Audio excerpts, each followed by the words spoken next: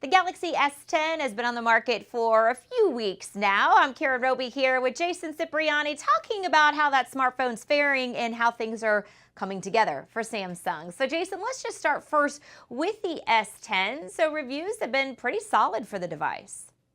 Yeah, reviews have primarily been very solid for the entire lineup, from the S10e all the way to the S10 Plus. And that's actually what I've been using for the last few weeks. I think the biggest complaint I've read so far has been about the embedded ultrasonic fingerprint sensor in the display. And I don't personally have any issues with it. I've had great reliability. It's been fast for me. Whereas some reviewers have complained that they've had to do multiple presses to get their fingerprint to register or even scan. And in some cases, it just flat out hasn't worked. But outside of that, I don't think there's too many gripes about it, broadly throughout all the rest of the reviews. Battery life is great. The display is amazing.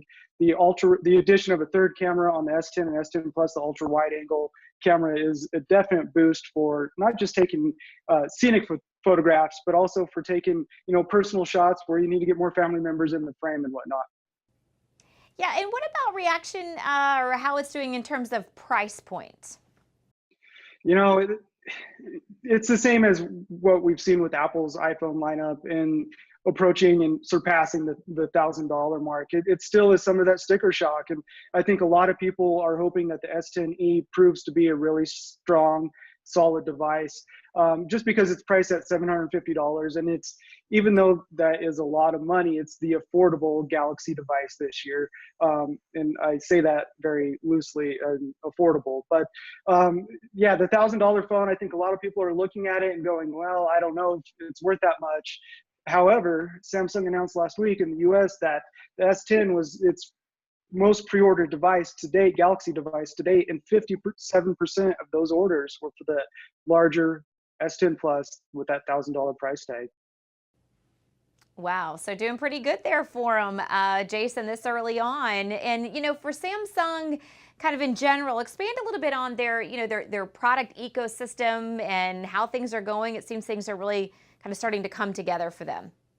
Yeah, it's kind of weird to think of Samsung as viewing the finer details of things like Apple always has, and what we've always sort of attributed Apple to doing.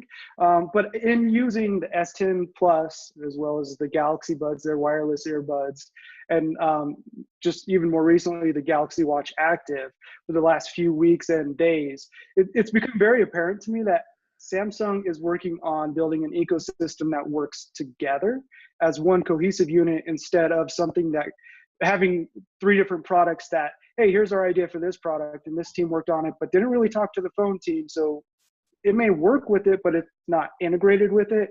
And for example, the Galaxy S10 Plus has wireless power sharing. So you flip the phone over and it turns into a wireless charging pad, which means you can charge your Galaxy Watch Active or your Galaxy Buds or your friend's iPhone while you're on the go. But when you place the Galaxy Watch Active on the back of the phone and actually start charging it, the watch displays the battery percentage of the watch, but also of the phone at the same time, which is a very small detail, but it's very handy to be able to tap the watch and check on, all right, am I using too much of the battery on the phone, as well as, where's the watch at? How much longer do I need to leave it on there? All right, Jason, it'll be interesting to see what Samsung has in store for us. And for more on the Samsung lineup, reviews, articles, and much, much more, be sure you check out ZDNet and Tech Republic.